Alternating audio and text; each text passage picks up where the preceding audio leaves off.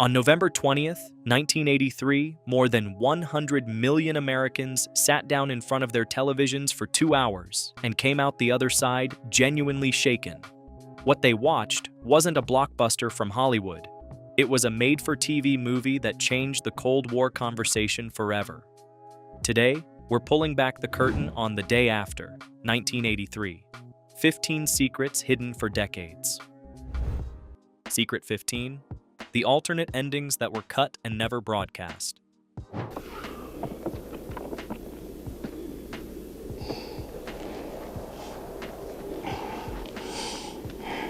The version of the day after that aired on ABC did not include the most devastating conclusions that Nicholas Meyer had originally filmed. Meyer's intent was to leave audiences with a grimmer, more hopeless outcome, one in which Dr. Russell Oakes, played by Jason Robards, does not reach the Dahlberg farmhouse in the final moments, but instead simply collapses and dies alone in the rubble of Lawrence, Kansas. In that filmed but unused version, there was no bittersweet suggestion of human survival or connection. Just ash, silence, and an end title card that carried a message about nuclear weapons.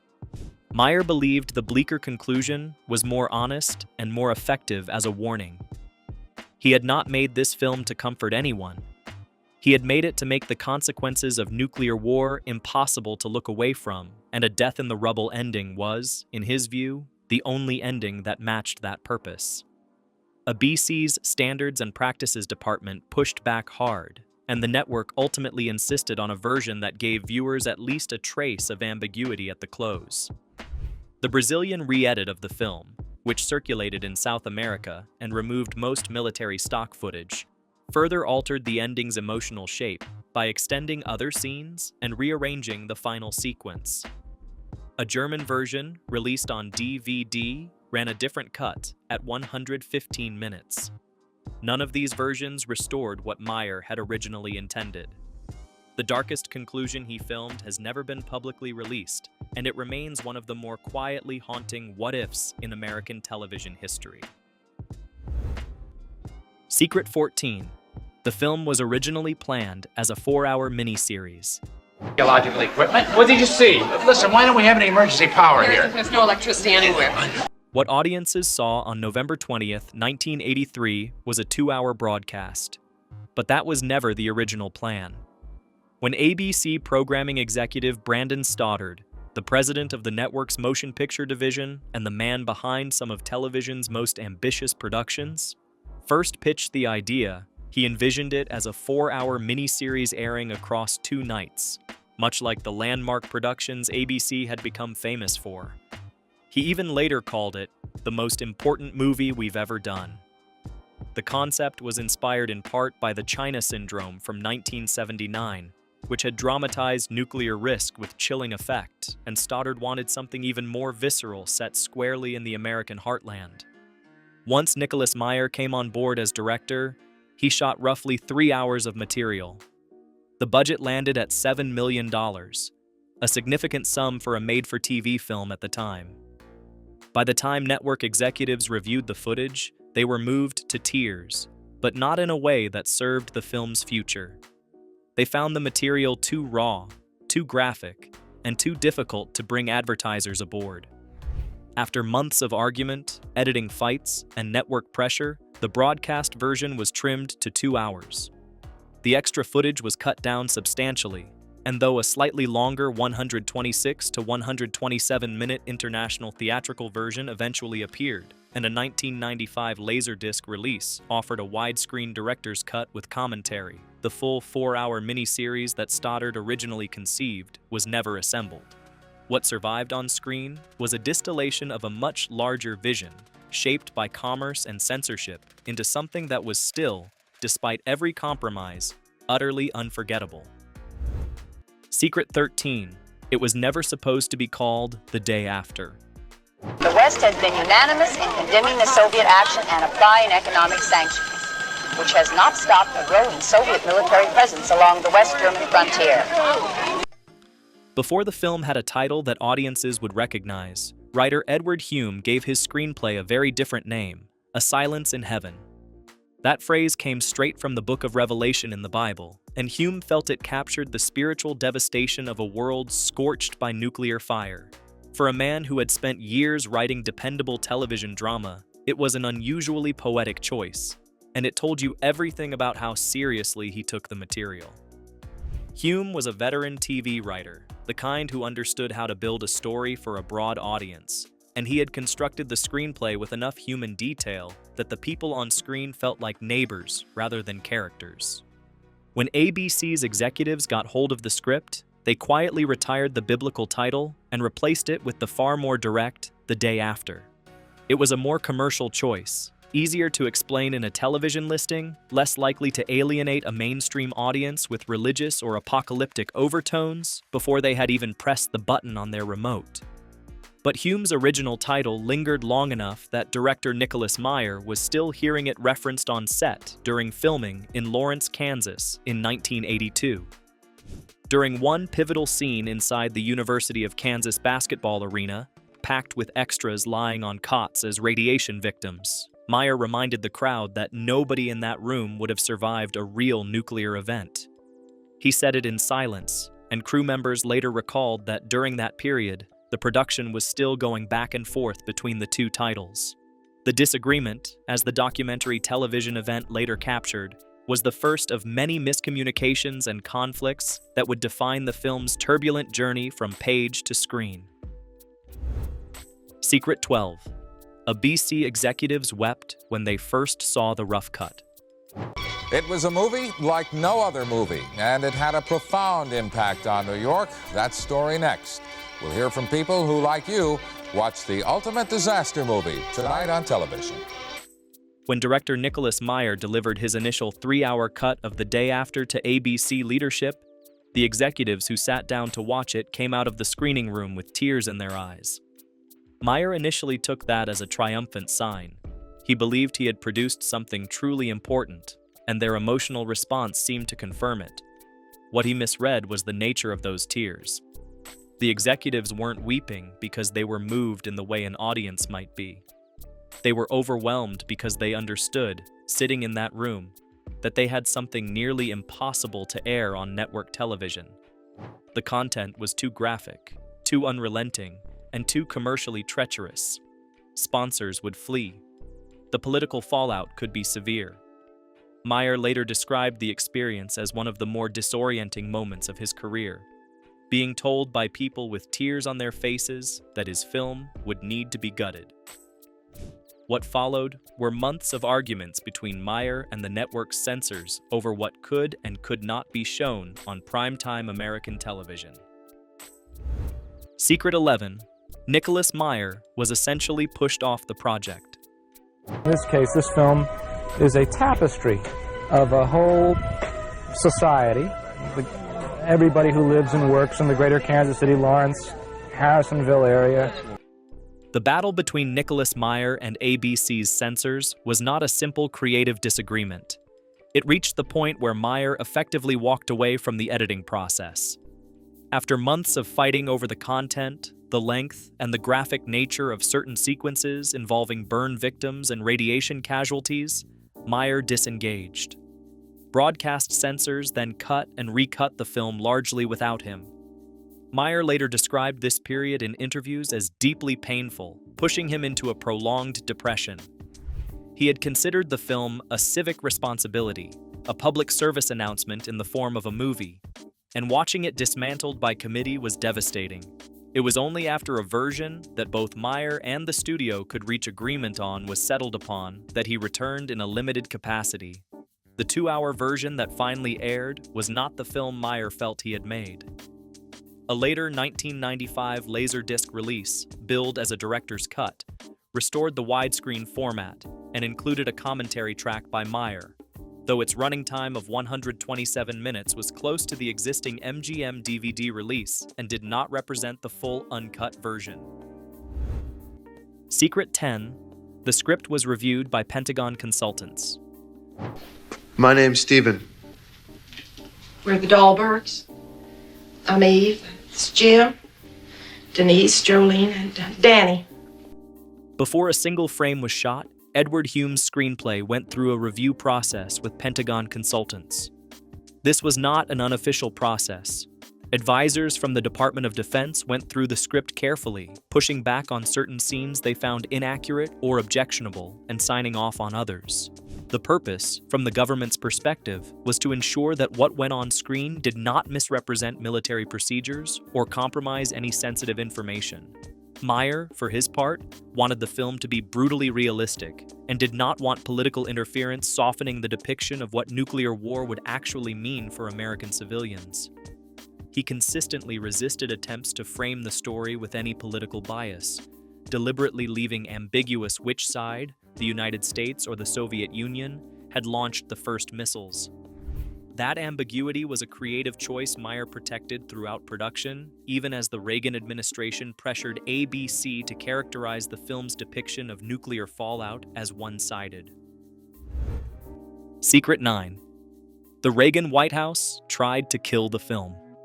Good evening. Here's what's happening. Most of you who watched the ABC movie the day after are probably still feeling just a little numb right now. Before the day after ever reached an audience, the Reagan administration made direct appeals to kill it. The administration characterized the film's depiction of nuclear destruction as one-sided anti-defense propaganda. Reagan's political allies on the right framed the film as aligned with the nuclear freeze movement and with scientists' warning of nuclear winter, a politically toxic combination for an administration that had staked its strategic position on a policy of nuclear buildup and mutually assured destruction. The right wing of American politics in 1983 had drawn a clear line. Nuclear deterrence required strength, and any cultural product that made the public afraid of that strength was, by their logic, working against American security. Pressure was applied directly to advertisers, many of whom did not need much encouragement to stay away. The commercial marketplace for a film that depicted American cities being flattened was thin by nature, and White House pressure made it thinner. ABC managed to secure some advertisers by allowing them to place their spots before the most distressing scenes and sold some ad slots for as little as $11,000, a fraction of what primetime advertising on a major network typically commanded. The network also chose to run the final hour of the broadcast with no commercial advertising at all. For a network that existed to sell products to consumers, that decision represented an enormous financial sacrifice, and an equally enormous statement about what ABC believed it had in its hands. That the film aired at all, in the form it did, against that level of institutional resistance, remains one of the more remarkable acts of stubbornness in American television history. Secret 8. Ronald Reagan watched it alone at Camp David, and it left him depressed for days. Once the TV movie was over here at Riverside Church, volunteers passed out pieces of stationery and asked everyone to write a letter to a loved one detailing their reaction to the TV movie. On October 10, 1983, 6 weeks before the broadcast, Ronald Reagan watched a private screening of The Day After at Camp David.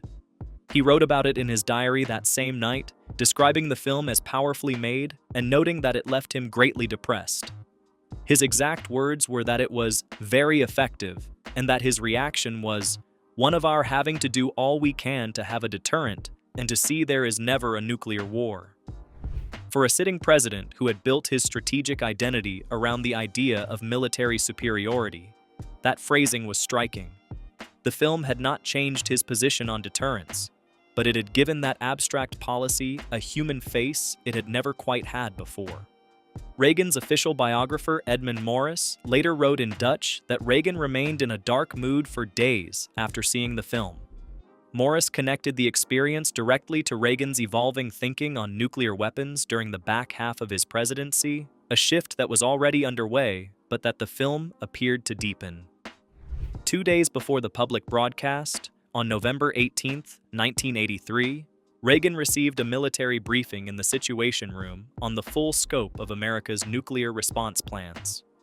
He later wrote in his autobiography, An American Life, that the briefing ran parallel to what the film had shown, describing it as a sequence of events that could lead to the end of civilization.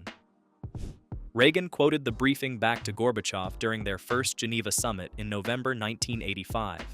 and the two leaders issued a joint statement declaring that a nuclear war cannot be won and must never be fought. Those words had their origin somewhere, and multiple biographers have pointed to that October afternoon at Camp David as one of the places where the process began. Secret 7. A guerrilla marketing campaign ran without ABC's knowledge.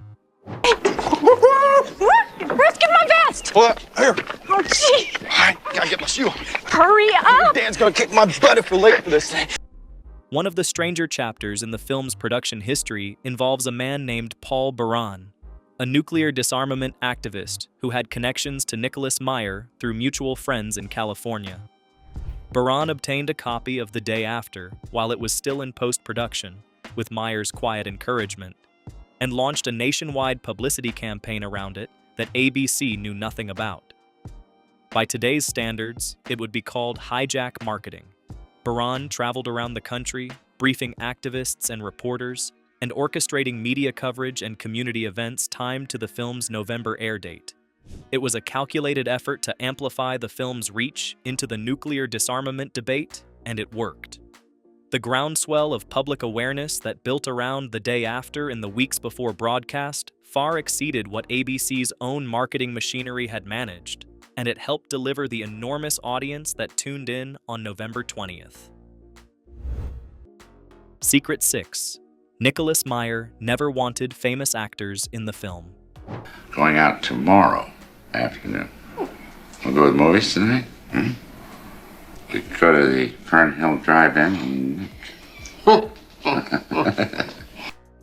Nicholas Meyer's original vision for The Day After had no room for recognizable stars. He wanted real people, or at least actors unknown enough to pass for real people, because he believed that familiar faces would break the spell. The moment a viewer recognized a celebrity on screen, the film would become a movie again instead of a warning. This was not a casual preference.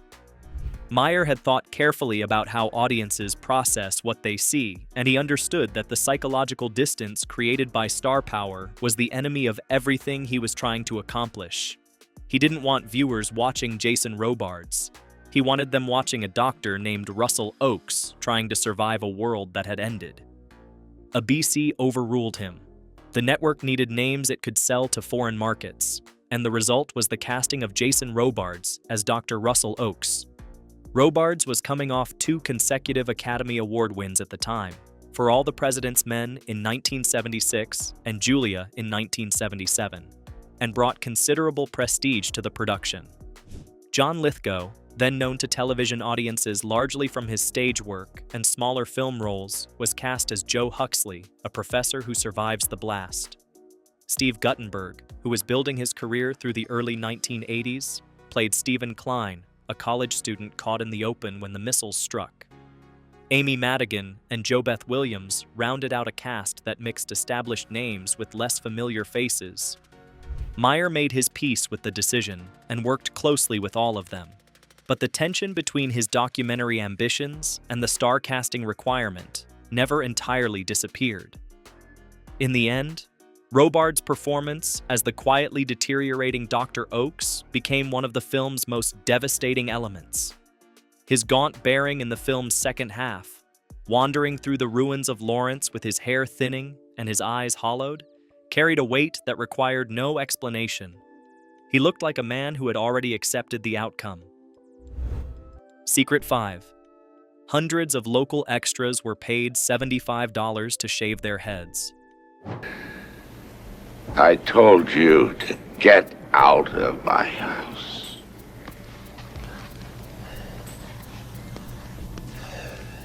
Lawrence, Kansas was not just a filming location. It became a participant. Nicholas Meyer and his team cast thousands of local residents as extras throughout production, which began rolling in September 1982. For the radiation sickness sequences, particularly the sprawling scenes inside the University of Kansas basketball arena, where more than 1,000 locals lay on cots wearing tattered clothing, the production paid willing extras $75 each to shave their heads completely bald. Makeup artists then applied prosthetic latex to simulate burn scarring and radiation damage, coated the extras in artificial mud, and dressed them in shredded clothes. Those who agreed were asked not to bathe or shower until their scenes were completed. In a small park near downtown Lawrence, ABC constructed a makeshift survivor encampment that the crew called Tent City.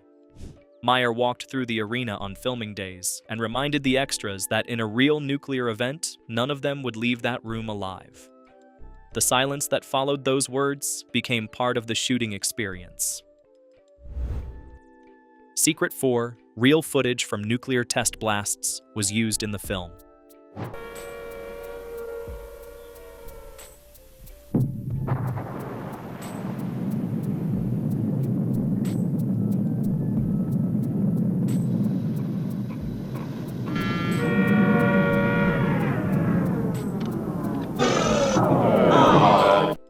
The explosion sequences in The Day After were not created from scratch. The production incorporated actual archival footage from American nuclear weapon tests conducted at the Nevada test site. This material, declassified government film of real atomic detonations, was cut into the dramatized sequences to heighten the realism of the blast scenes. The filmmakers also drew on footage from the 1979 Air Force documentary First Strike. The decision to use real test footage was deliberate. Meyer wanted the mushroom clouds and the shock waves to look like what they actually looked like, not like movie effects. The mixture of archival material with newly photographed scenes created a visual texture that unsettled audiences in ways that pure Hollywood effects might not have managed. Many viewers in 1983, particularly younger ones, had never seen actual nuclear detonation footage before, and its inclusion gave the attack sequence a documentary quality that lingered well after the broadcast ended. Secret 3. ABC aired a live panel debate immediately after the broadcast. It still leaves you, though, wondering about life, about the world, and about what you'd do if you knew the nuclear missiles were in fact on the way here. When the film ended, ABC did not go to a commercial break and move on with the evening. Instead, the network aired a live television program called Viewpoint, hosted by Ted Koppel of Nightline. Koppel opened by addressing his audience directly, telling viewers to look out their windows. Their neighborhoods were still there, Kansas City and Lawrence were still standing, the world had not ended.